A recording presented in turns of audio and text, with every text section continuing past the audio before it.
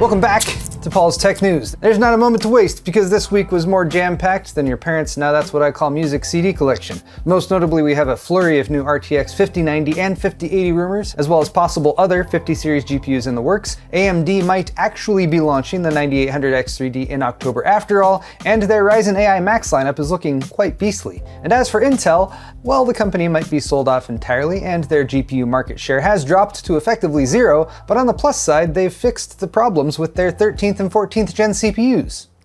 Again. I hope everyone's wearing their protective gear because things are going to get messy on this week's episode of Tech News. Negro Modelo. Excellent! Today's video is brought to you by the Corsair 3500X mid-tower computer case, featuring an elegant wraparound glass view with removable front and side panels, providing access to a spacious interior that supports up to EATX motherboards. It's also compatible with ASUS and MSI reverse connection motherboards for a clean build, includes convenient cable routing features, and accommodates up to 10 120mm fans with 360mm radiator support at the top and side. For more on the Corsair 3500X, click the sponsor link in the video description. Before we dive in, quick reminder that I've been steadily updating things around here over the past couple months, so there's new merch in the store, paulshardware.net. That includes these awesome new desk mats, as well as some new shirt colors, and we have new hoodies and beanies coming soon too. I know not everyone is into shorts, but if you are, we have been working a handful of those into the schedule each week too for more timely tech news coverage. And lastly, Paul's Hardware channel memberships are now open, which I haven't advertised much, but I wanted to say a huge thank you to my first dozen plus subs. The WWE4 claimed the honor of the first sub, but many thanks to all you guys for your support. It's really appreciated. Okay, let's talk about the latest news on the launch that everyone has been waiting for, NVIDIA's RTX 50 series. On the plus side, we had a major increase in online buzz starting Thursday, but on the minus side, it's all still based on Twitter leaks. Videocards.com quickly picked up on these posts from the notorious but often reliable Kopite7kimi, who seems to be rather confidently listing the specs for both the RTX 5080 and RTX 5090. And they are quite monstrous if true. For the 5090 at least, 32GB of GDDR7 on a 512-bit bus, not 448-bit as previously rumored, coupled with the GB202 300A1 Blackwell GPU, which has 21,760 CUDA cores. We're not sure if the 600 watts of power refers to TDP or TGP, but either way it lends some credibility to rumors of 5090s in development with two 12V 2x6 connectors, which can push up to 600 watts each. Further details, still rumors, trickled in on Friday, indicating that the 5090 Founders Edition will feature a 14-layer PCB, a PCI Express 5.0 interface, DisplayPort 2.1 with UHBR20 support for up to 80 gigabits per second of video signal bandwidth, and somehow a 2-slot cooler, prompting many to speculate that they'll be going with an all-in-one liquid water cooling solution to tame this Blackwell beast. The 5080, meanwhile, is less impressive, as it looks like half a 5090 or worse going by the specs. 84 streaming multiprocessors versus 170, 10,752 CUDA cores versus 21,760, and 16 gigs of 256-bit GDDR7 versus 32 gigs. Power draw is at 400 watts, and the 5080 will apparently use a different die, the GB203 400A1. This would indicate another sizable performance delta between the 5080 and 5090, likely even more so than the 4080 to 4090 jump, but it does leave more room for in-between GPUs like a 5080 Ti, or Super, or a Ti Super, or just a 5080 with more VRAM. Since GDDR7 is expected in 2GB and 3GB modules,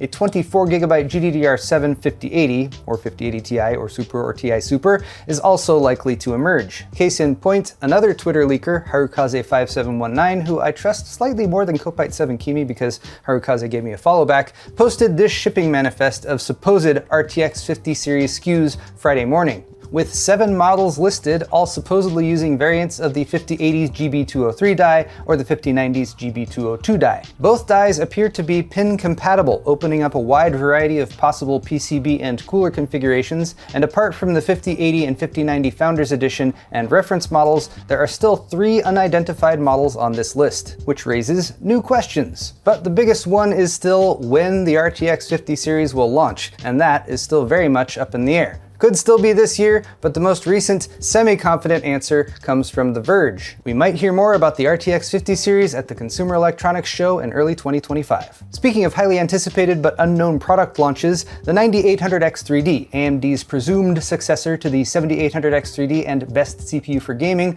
was said to be coming in Q4, and then it was said it got pushed to 2025, and now maybe they'll actually still launch it in October. Nothing is certain until AMD makes an announcement, and even then things can change, but according to the Chip Hell forums, AMD is back on track for an October surprise to spoil Intel's upcoming desktop Core Ultra 200 series launch, aka Arrow Lake S, which, again, per rumors, will be announced on October 10th and launched on the 24th. Engineering sample pictures have also just popped up this week. But AMD's new motherboard lineup, X870 and X870E, is still supposed to launch next week, not in late October, so it seems odd to me that they would separate these two events. Motherboards launching without new CPUs alongside them don't typically sell well, and the Ryzen 9000 CPU series hasn't exactly been flying off the shelves as we discussed last week. Still, the recent lack of 7800X3Ds on the market has caused their price to skyrocket up over $500, so that could be an indication that AMD is limiting availability leading into the 9800X3D launch. According to the leaker, there will also be a 9900X3D and 9950X3D coming in 2025, after the 9800X3D does a standalone debut next month, but personally, I'm gonna wait for AMD's formal announcement before I go canceling my Halloween plans. The other big AMD leak this week was about their Ryzen AI Max APUs, which are CPUs with integrated graphics, previously known by their codename Strix Halo. AMD's APUs have always outperformed Intel on the graphics side, but they've never offered better than entry-level gaming performance, maybe on par with a $100 to $150 discrete card. That might all change with the launch of the Ryzen AI Max lineup, coming in early 2025 per leaker Golden Pig Upgrade Pack on Twitter. There are 3 new APUs listed: the Ryzen AI Max Plus 395 with 16 Zen 5 cores and 40 RDNA 3.5 compute units, the AI Max 390 with 12 CPU cores and 40 iGPU compute units, and the AI Max 385, 8 cores on the CPU side, 32 compute units for the iGPU. Please do note that that 40 compute unit, 2560 stream processor iGPU, on paper at least, falls somewhere between an RX 7600 XT with 32 compute units and an RX 7700 XT with 54 compute units, and those cards sell for $300 to $400 each. I appreciate that there are 12 and 16 core versions of Strix Halo, meaning a 2 CPU CCD chiplet configuration, and also consider that an XDNA2 NPU is included for AI, as well as a double-wide memory controller with 8-channel DDR5 via a 256-bit LPDDR5X memory interface for up to 273 gigabytes per second peak bandwidth, meaning high-performance machines that pair up to 128, 256, or 512 gigabytes of DDR5 could potentially allocate 96 gigabytes just for the iGPU.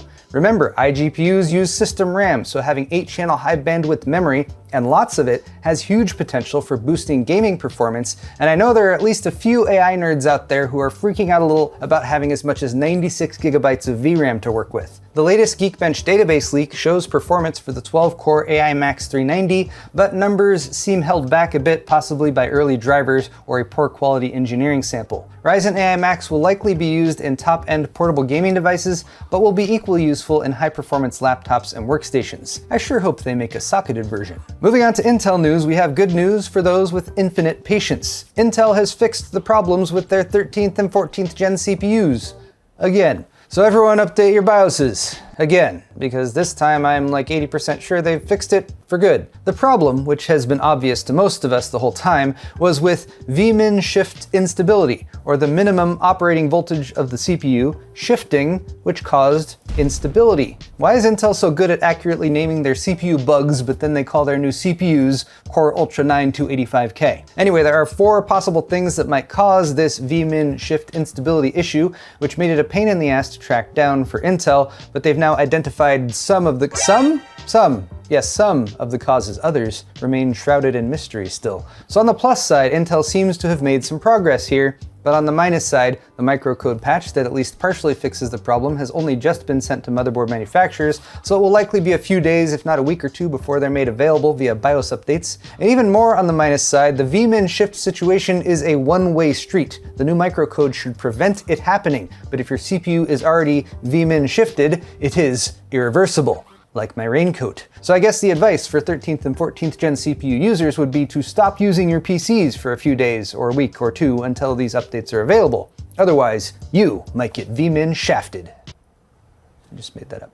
Speaking of bad news for Intel, their current GPU situation is not looking good. You'd have to be pretty generous to call their first gen Arc series a success, and future plans have been overshadowed by delays, layoffs, and Intel's very public struggles with profitability. So news this week that their market share has dropped to effectively zero, per John Petty Research, doesn't help the situation. And this came from the same report that optimistically showed a 48% increase in Q2 for discrete GPU sales market-wide, meaning this really is an Intel Arc problem. Still, there is hope. Another Geekbench leak Wednesday showed a device ID previously associated with Intel's next-gen Battlemage GPUs, which appears to be from an Arc BMG G21 GPU. This is the mid-tier model equipped with 160 compute units via 20 Xe2 cores, 12 gigabytes of memory, and it was running at 2,850 MHz clock speed. You might also note that there is a bigger G31 GPU that will be the Battlemage flagship. The G21 score of 97,943 in the OpenCL test puts it between the last-gen A750 and A770 though, or just shy of an RTX 4060,